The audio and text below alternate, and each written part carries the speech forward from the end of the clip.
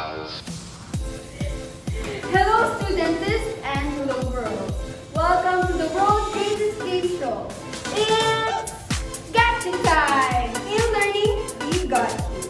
So how are you guys doing? Are you all excited to meet our players for today? Alright. With no further ado, let us meet the players. Player number 1, Mark Famorcan, ang lover boy ng Batangas.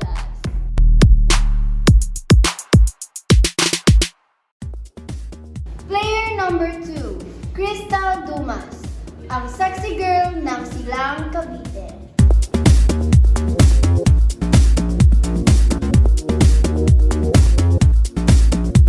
Player number 3, Vladimir Frani, ang shy type ng Dasmariñas.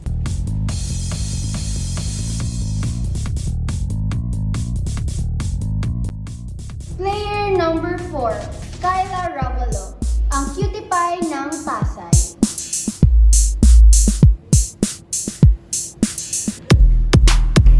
Player number 5, Nina Mendoza, ang chika babe ng 13 Cavite.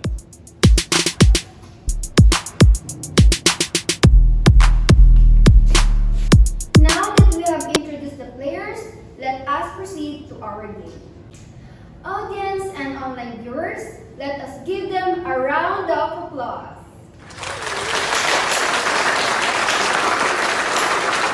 Player number 1, number 2, number 3, number 4, and number 5. Alright, here are the rules. So players, please listen carefully. The first player to press the invisible buzzer gets to answer the given question. For the first round, I will be giving you 5 options to choose from to answer the given questions, and 3 options for the second round. The questions and the options will be flashed on the screen. 10 seconds will be the given time duration for the first round and 5 seconds for the second round. If the player cannot answer within the time duration upon pressing the buzzer, other players can steal the chance to answer. For the third and fourth rounds, there will be no given options anymore, so you are given 15 seconds time duration to answer. The questions will be flashed on the screen as well. If the players cannot answer within 15 seconds upon pressing the buzzer, other players can steal the chance to answer. The player with the least score will be eliminated for each round. For the fifth and final round, the players will be answering a certain question, and the judge or the judges will choose who will be the reigning winner for today's game. So players, are you now ready? Okay, so let's begin. For our first round, our category is Esophagus. First question. There are 4 main layers of the esophagus. One of them is A. Thoracic, B. Subthoracic, C. Esophageal, D. Muscularis propria, E. Submuscularis. Time starts now. Okay, player number 1. Option E, muscularis propria.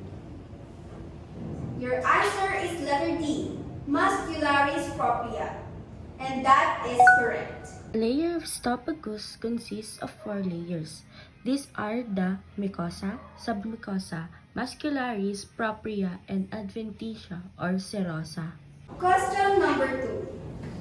What is the outermost layer of connective tissue that makes up the majority of esophagus?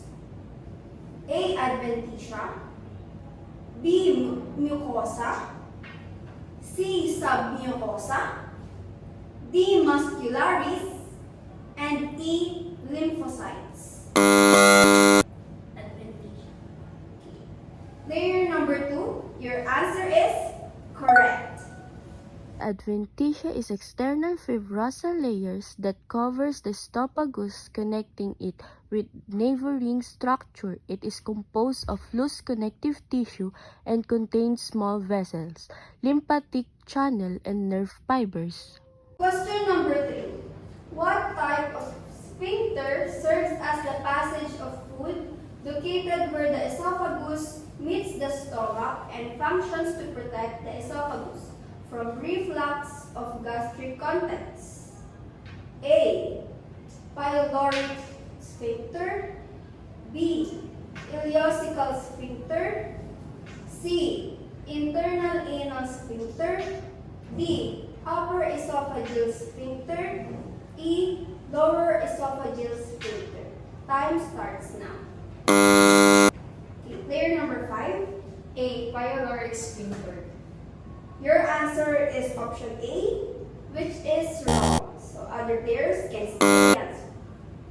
Option E, lower esophageal sphincter. Lower esophageal sphincter is correct. Lower esophageal sphincter. During swallowing or bleaching, the lower esophageal sphincter muscle must be relaxed briefly in order to allow passage of food or intragastric air. Question number 4. Which gland is responsible for secreting mucus that stains purple and can be classified as a small, compound, tubuloalveolar gland? A. Endocrine gland. B. Mucus gland. C. Submucosal gland. D. Parathyroid gland. And E. Thyroid gland. Time starts now. Player number 1. Option B, mucus gland. Option B, mucus gland is correct. Mucus glands. Mucus glands are scattered in the esophageal submucosa. Ducts cross the mucosa and branch into tubular secretory units which are lined by mucus-secreting cells. These glands produce mucus for lubricating the passage of food down the esophagus, augmenting the role of salivary glands. Question number 5. This layer consists mostly of dense, irregular, collagenous connective tissue that stains pink, which also contains mucus gland, blood vessels, lymphatic vessels, and nerves. A. Adventitia. B. Mucosa. C. Submuscularis. D. Submucosa. And E. Muscularis. Time starts now. Player number 5. D. Submucosa. Submucosa is correct.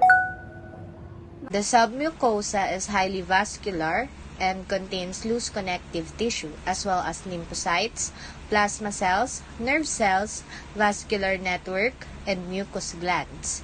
It contains esophageal glands that secrete mucus to help ease the passage of swallowed food. Number 6. What is the condition in the form of metaplasia where the body attempts to adapt by transforming the normal stratified squamous cells of the lower esophageal lining into a mucus-secreting epithelium with simple columnar cells which are better at protecting itself from gastric acid? A. Eosinophilic esophagitis. B. Barrett esophagus. C. Hiatal hernias. D. GERD. And E. Achalasia. Layer number 3. Barrett esophagus. Barrett esophagus is correct. Barrett's esophagus or columnar-lined esophagus is an acquired condition that results from chronic gastroesophageal reflux. It is characterized by the metaplastic replacement of the normal squamous epithelium of lower esophagus by columnar epithelium. Somehow, normal tissue lining of the esophagus is replaced by normal cells that are similar to the lining of the intestine. If left untreated, these cells may become cancerous. Question number 7.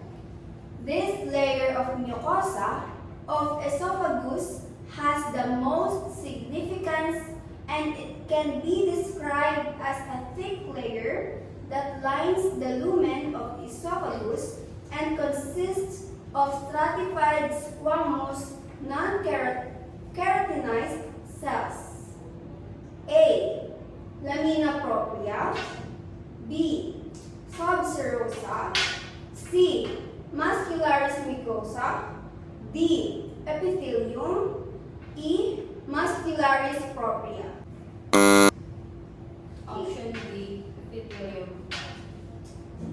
Layer number 4, your answer is epithelium, which is correct. Esophageal epithelium is a non-keratinized stratified squamous. The basal surface of the epithelium can deeply indented by connective tissue papillae. In oblique section through epithelium, the connective tissue papillae can look like islands, apparently surrounded by epithelium. Question number 8. It is a muscular tube approximately 25 centimeters in length that conveys the bolus or the masticated food from the oral pharynx to the stomach. Option A, mouth. B, esophagus. C, large intestine. D, liver. E, small intestine. D, esophagus. Layer number 5, your answer is esophagus, which is correct. In histological aspect, esophagus contains esophageal glands that secrete mucus to help ease the passage of swallowed food. The transport is achieved by peristaltic contraction and relaxation of the esophageal sphincters. Esophagus is covered by non-keratinized stratified squamous epithelium that provides a supporting function to the epithelium, such as the blood vessels within the connective tissue that supply blood to the epithelium. Question number 9. What layer of mucosa of esophagus houses the esophageal cardiac glands, which are located in 2 regions of the esophagus? One cluster near the pharynx, and the other is near its juncture with the stomach. Option A, lamina propria. B, subserosa. C, muscularis mucosa. D, epithelium. E, muscularis propria. Layer number 4. Option A, lamina propria. The correct answer is option A, lamina propria. Lamina propria. The lamina propria is a thinner layer of dense irregular connective tissue that provides a supporting function to the epithelium, such as the blood vessels within the connective tissue that supply blood to the epithelium. And the last question for the first round. This portion of esophagus has an outer layer of connective tissue that lasts up to 1 to 2 centimeters within the abdominal cavity after crossing the diaphragm. A, serosa. B, mucosa. C, adventitia. D, muscularis. E, lymphocytes. Layer number 3. A, serosa. Serosa is correct. So congratulations, players. Give yourself Serosa. The serosa is covered by a simple squamous epithelium or mesothelium that continues with the abdominal mesenteries. 50 points each for this round. So we will be right back after this short.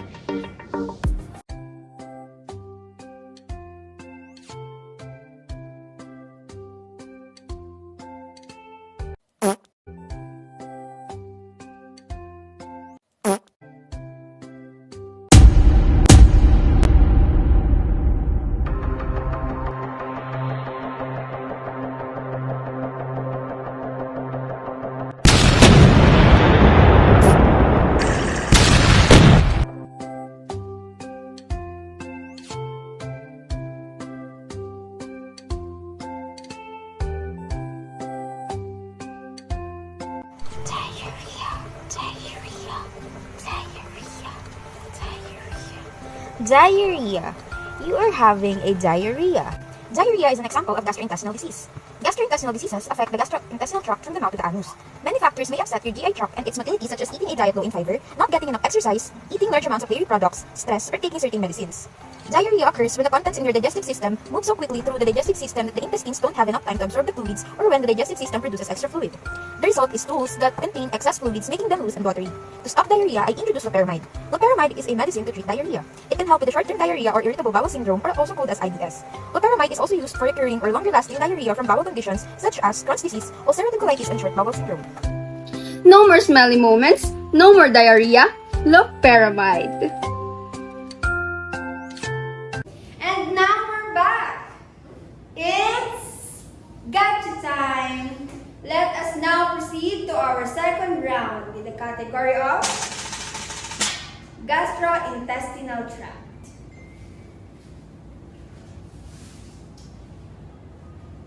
Players, are you ready for the second round? Yes. Okay. So first question. It is a continuous tube that extends from the mouth to the anus through the thoracic and abdominopelvic cavities. Option A, gastrointestinal tube. Option B, gastrointestinal tract. Option C, gastrointestinal duct. Player number 2. B. Gastrointestinal tract. Gastrointestinal tract is correct. The portion of alimentary canal or gastrointestinal tract that extends from the proximal part of the esophagus to the distal part of an anal canal is a hollow tube of varying diameter. This tube has the same structure organization throughout its length. Its wall is formed by four distinctive layers. Question number 2. Which of the following is not part of the layers of gastrointestinal tract? A. Serosa, B. Subserosa, C. Submucosa. Layer number 4. Option A, serosa. Serosa. Option A is wrong. Others can still. Layer number 1. Option B, Serosa. Option B, subserosa is correct. Subserosa, alimentary canal or gastrointestinal tract is formed by four distinctive layers. They are mucosa, consisting of lining epithelium; submucosa, consisting of dense irregular connective tissue; muscularis externa, consisting in most part of two layers of smooth muscle; and serosa, serous membrane consisting of simple squamous epithelium, the mesothelium, and small amount of underlying connective tissue. Question number 3. It is a layer of gastrointestinal tract that consists of areolar.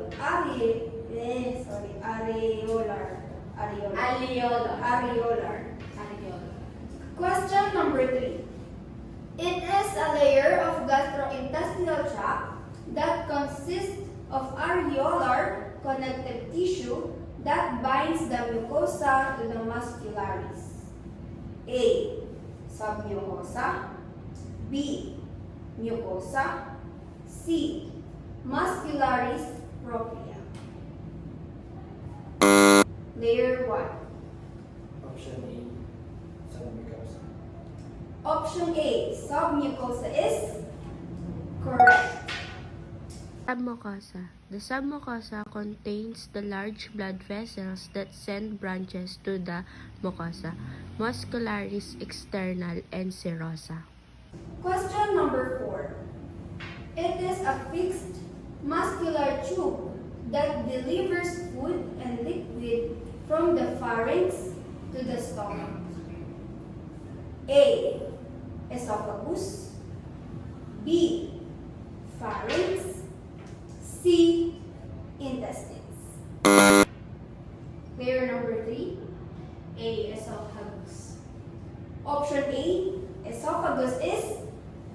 Correct. Esophagus. The esophagus courses through the neck and mediastinum, where it is fixed to adjacent structures by connective tissue. Question number 5. It is a mass of striated muscle covered by a mucous membrane. Option A, tongue. B, esophagus. C, pharynx. Layer 4. Option B, esophagus. Option B, esophagus is wrong. Others can steal. Layer number 2. Option A, tongue. Option A, tongue is correct. The tongue is a mass of striated muscle covered by mucous membrane. The muscle fibers cross one another in 3 planes. Question number 6. The stomach is divided into 4 regions. Which of the following is not part of the regions of the stomach? A, fundus. B, head. C, body. Layer number 1. Option B, head. Option B, head is correct. Gross anatomy subdivides the stomach into 4 regions. The cardia surrounds the esophageal orifice. The fundus lies above the level of horizontal line drawn through the esophageal or cardiac orifice. Body and pylorus, distal, narrow sphincteric region between the stomach and duodenum. Question number 7. The small intestine is divided into 3 anatomic portions. Which of the following is not part of the anatomic portions of the small intestine? A, ileum. B, duodenum. C, antrum. Layer number 5. C, antrum. Option C, antrum, is correct. The small intestine is the longest component of the digestive tract, measuring over 6 meters and is divided into 3 anatomic portions: duodenum, jejunum, and ileum. Question number 8. The large intestine consists of 4 parts of organs. Which of the following organs is not part of the large intestine? A, anal canal. B, cecum. C, appendix. Layer number 5. C, appendix. Option C, appendix is correct. The large intestine comprises the cecum, colon, rectum, and anal canal. Number 9. It is part of the gastrointestinal tract that helps to further digest food coming from the stomach, and it absorbs nutrients and water from food so they can be used by the body. Option A, small intestine. B, large intestine. C, stomach. Layer number 5. A, small intestine. Option A, small intestine is correct. The muscles of the small intestine mix food with digestive juices from the pancreas, liver, and intestine, and push the mixture forward for further digestion. The walls of the small intestine absorb water and the digested nutrients into your bloodstream. Last question for round number 2. Are you guys ready? Yes? Okay. Question number 10. Which of this is not a feature of the tunica mucosa of the gastrointestinal tract? A, lamina epithelialis. B, lamina propria mucosae. C, lamina propria muscularis. Option C. Lamina propria muscularis. Lamina propria muscularis. Is that correct? It is correct. So the right answer is lamina propria muscularis. Typical mucosa consists of 3 layers: lamina epithelialis, lamina propria mucosae, and lamina muscularis mucosae. And that's the end of round 2. Give yourselves a round of applause. So let us now compute the scores of each player.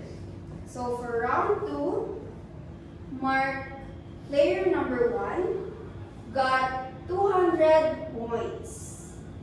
Player number 2 got 100 points. Player number 3 got 50 points. And Kyla got 0 points for this round. Player number 4. Player number 5 got 150 points. So the total of the scores are player number 1, 250 points. Player number 2, 150 points. Player number 3, 100 points. Player number 4, 50 points. Player number 5, 200 points. So too sad, we need to say goodbye to one of our players, player number 4. Thank you for participating. Better luck next time. And with no further ado, let's proceed to the next round.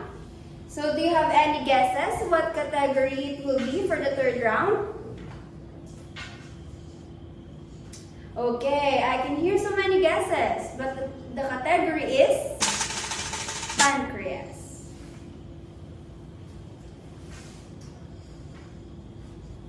First question.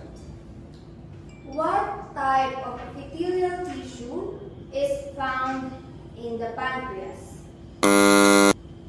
Player number 5. Stratified cuboidal epithelium.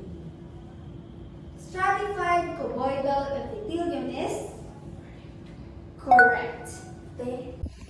The stratified cuboidal epithelium that lines the pancreatic and sweat gland ducts serve as their inner lining. Typically, this kind of epithelium is present protecting the ducts of numerous glands. Question number 2. What type of cell is present in most pancreatic tissue? Layer number 3. Exocrine cells. Exocrine cells is correct. Question number 3. What organelle is most common in pancreas? Endoplasmic reticulum. Your answer is endoplasmic reticulum. And it is correct. The majority of the pancreas is made up of exocrine cells, which produce pancreatic enzymes for the digestion of proteins, lipids, and carbohydrates in the duodenum. The remainder 5% if the pancreas is made up of endocrine cells located in the cluster called islets of Langerhans. Question number 3. What organelle is most common in pancreas? Endoplasmic reticulum. Your answer is endoplasmic reticulum. And it is correct. The cell organelles that are most abundant in the pancreas are the endoplasmic reticulum and ribosomes. Abundant numbers of ER and ribosomes in the pancreas are needed to keep the rate of protein synthesis for the production of pancreatic secretion, such as glucose and insulin, and digestive enzymes. Go. Question number 4. What surrounds the pancreas? Number 1. Gallbladder and liver. Gallbladder and liver. Is wrong. Others appeal. Player number 3. Gallbladder, liver, and esophagus. Gallbladder, liver, and esophagus is also wrong. Others may steal. Player number 5. Gallbladder, liver, and spleen. Gallbladder, liver, and spleen is correct. The gallbladder, liver, and spleen surround the pancreas. The right side of the body contains the head of the pancreas. This narrow organ lies along the first segment of the small intestine called the duodenum. Question number 5. How many ducts are in the pancreas? Player number 1. One duct is correct.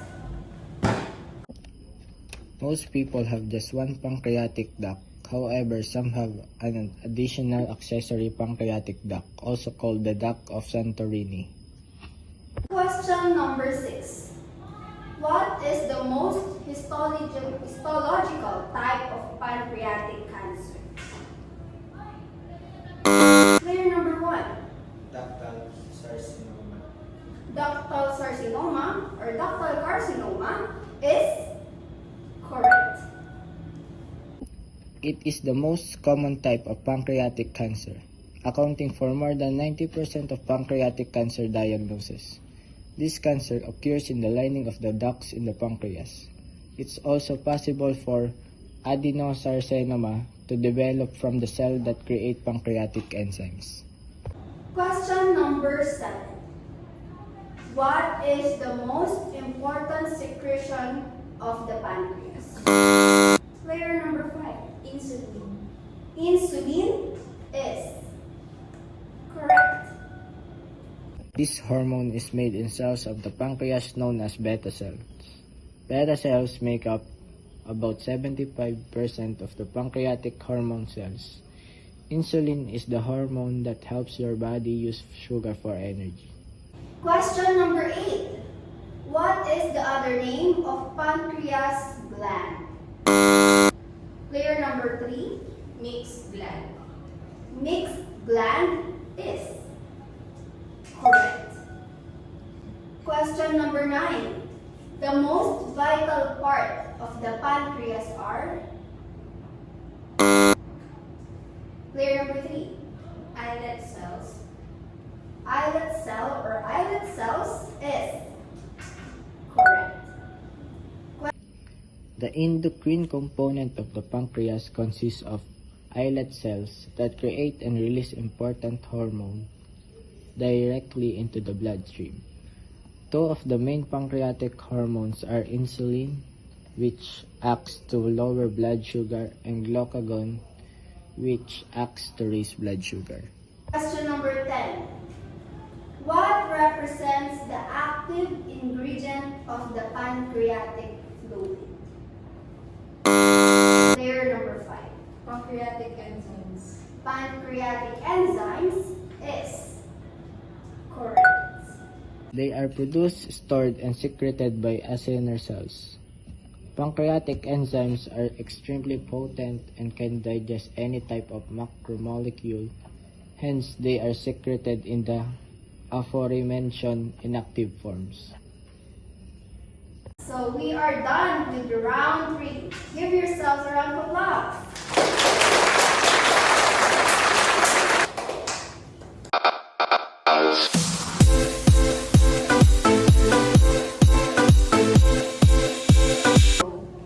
Player number 2 is eliminated. But that's alright, player number 2. You are still a winner because you have learned something today. Thank you for your effort, and before we go to our 4th round, let us first have a short break. Be right back. Heartburn occurs when the stomach acid back up into the tube that carries food from your mouth to stomach. Typically, when food swallow a band of muscles around the bottom of the esophagus relaxes to allow food and liquid to flow down into the stomach. Crenal S advanced is used for the relief of heartburn associated with acid indigestion and hyperacidity. It works in as fast as 5 minutes and stop excess acid production for up to 10 hours. Are you wondering why it is called heartburn even though it's not a heart problem? Heartburn is called that because it causes a burning sensation in the middle of your chest, near where your heart is. Yet, heartburn is not a condition of the heart. It is the condition of the stomach and esophagus, the tube that carries food and drink from the throat, through the chest, and into the stomach. Welcome once again to It's Gotcha Time! I know you're all excited for this round. Players, are you still awake? Yes. Make some noise!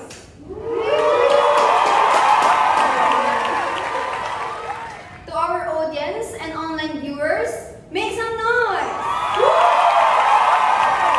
That is what I'm talking about. Alright, settle down, everyone, because we will now proceed to our fourth round. And the category is Gallbladder.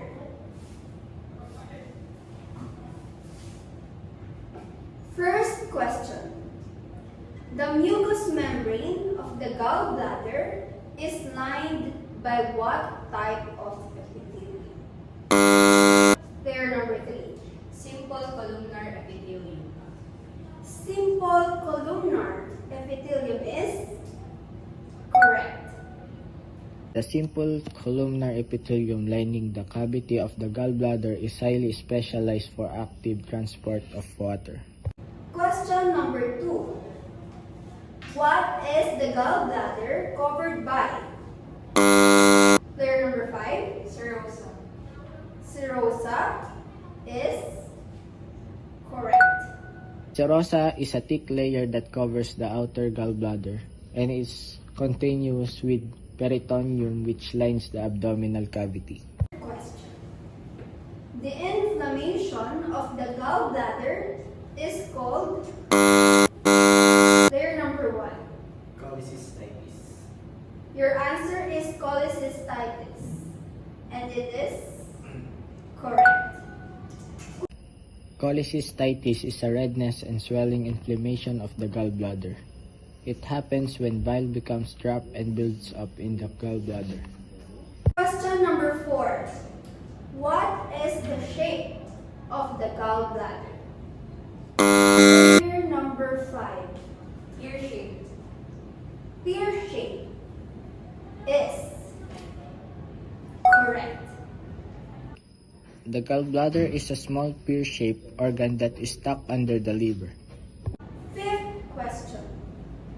Where in the body is the gallbladder located? Player number 5. Located at the right side of the upper abdomen.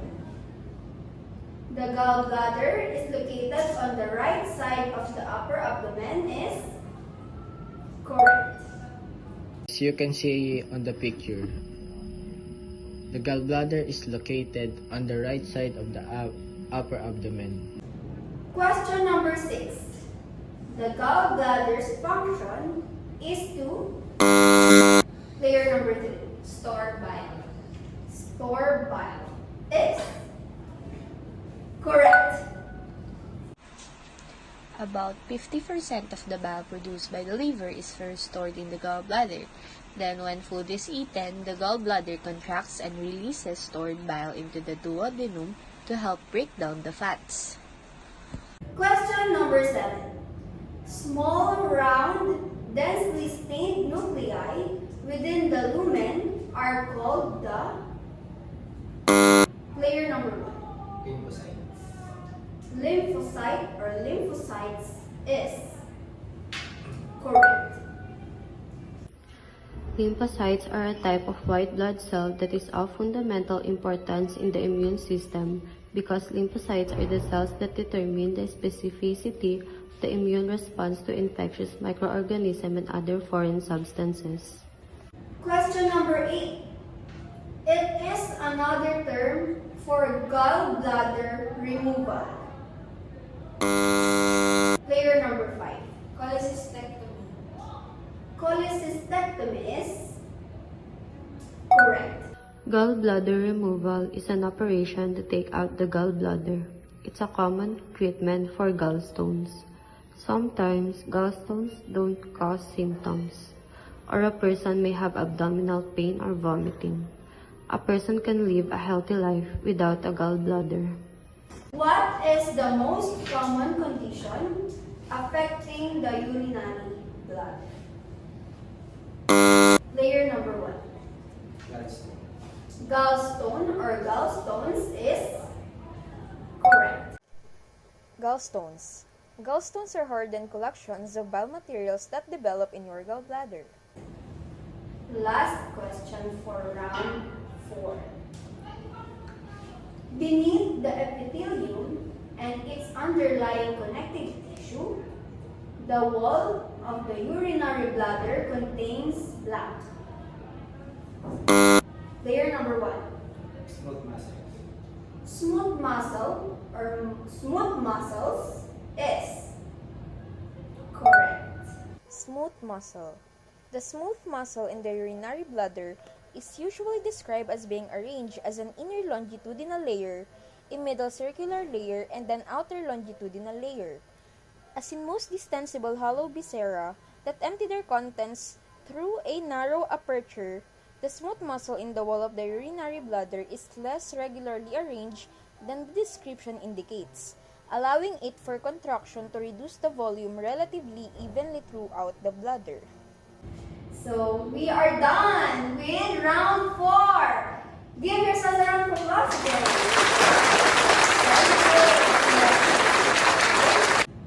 Okay, oh wow. We have now come with only 2 players because one of you is eliminated and that is player number 3.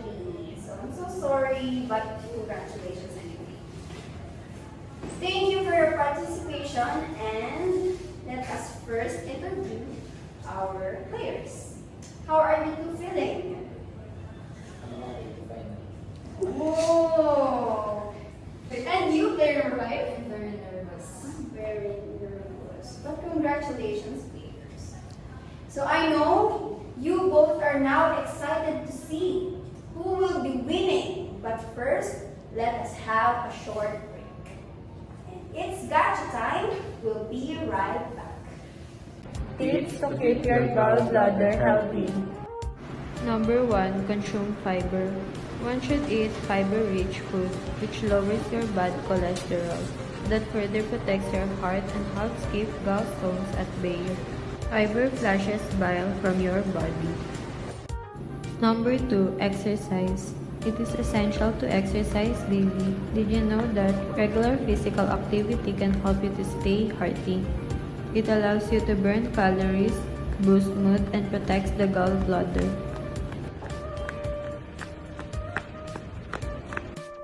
Number 3.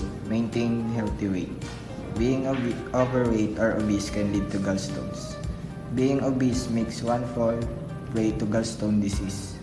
Try to stay in top shape by maintaining optimal weight and staying stress-free. Fresh fruits and veggies also are high in water and fiber, which can help one to stay full. A high intake of vegetable protein lowers the risk of gallbladder disease. And we are back to It's Gotcha Time! Alright, for our 5th and final round, our game will be called I Believer. So let us welcome once again our 2 players, Player 1 and Player 5.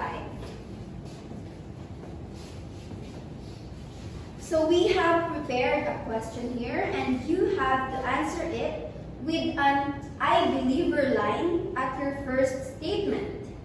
Our judge, Doc Gatchalian, will be the one to assess if your answer is concise and connected to the given topic and question.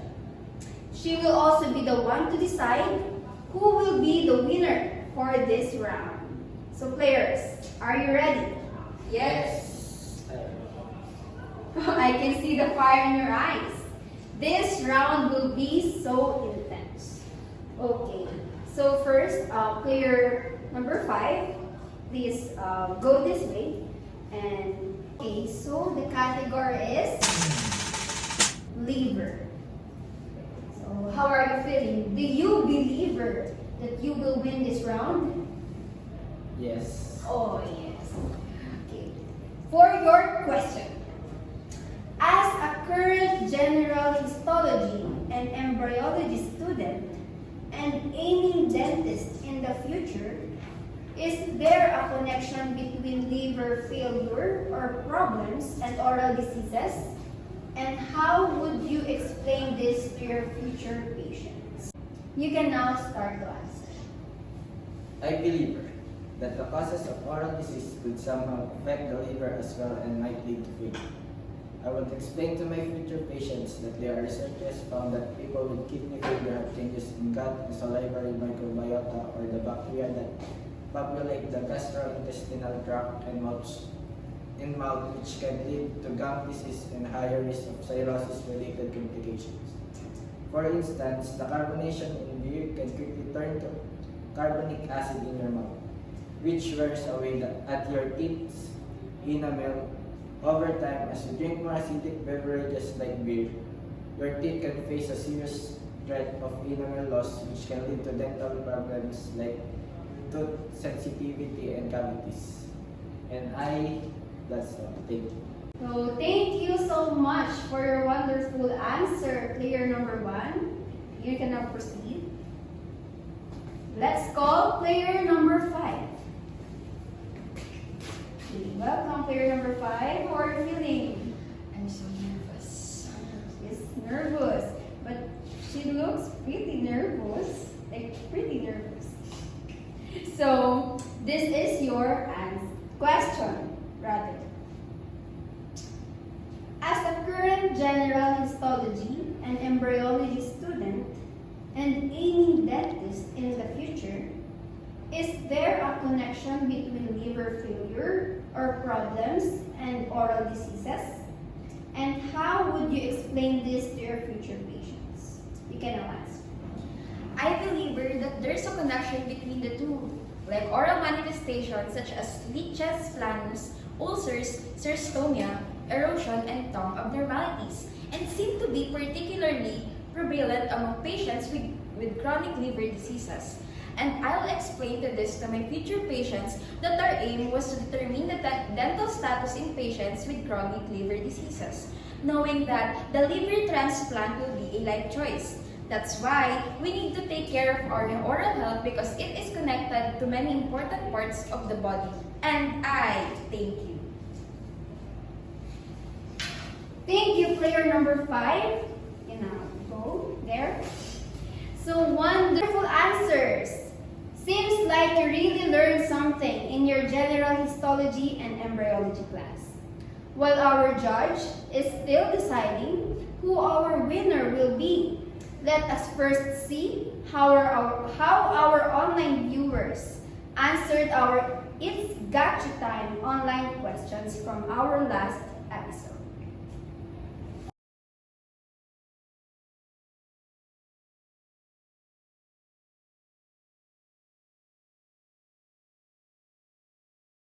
So hi there, my answer is the exocrine secretion of the liver contains conjugated and degraded waste products that are delivered back to the intestine for disposal. It also contains substances that binds to metabolites in the intestine to have absorption. While the endocrine secretion of the liver are released directly into the blood that supplies the liver cells. It is a connective tissue septum that carries the branches of the hepatic artery and portal vein, bile ducts, and lymphatic vessels and nerves. The artery and vein, along with the bile duct, are referred to as a portal triad. The liver receives a blood supply from two sources. The first is the hepatic artery, which delivers oxygenated blood from the general circulation. The second is the hepatic portal vein, delivering the oxygenated blood from the small intestine containing nutrients. The blood leaves the liver through a vessel called hepatic vein. The blood is a mixture of blood from the hepatic artery and from the portal vein. The hepatic veins carry blood to the inferior vena cava, which then carries blood from the abdomen and the lower parts of the body to the right side of the heart. So we can describe parenchyma as classic lobules, portal lobules, or acini. The classic lobules is a roughly hexagonal block of tissue that has the terminal hepatic venules at its center and the portal canals or portal triads at its 6 corners. The portal lobules is triangular construct that emphasizes the exocrine secretory function.